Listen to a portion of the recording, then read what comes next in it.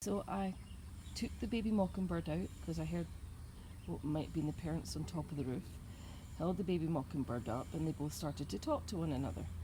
So he jumps out my hand, I watch where he goes, and he comes down to our hibiscus. And here I am standing here, and I start to zoom in on what is this baby mockingbird down here. And I'm very quiet and peaceful, and then all of a sudden I go, oh my god, there's another one right there. Sitting there. Yes. So there's one, and there's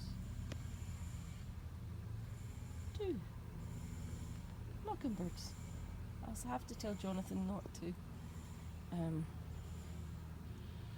cut the grass around here, and the nest is just in there.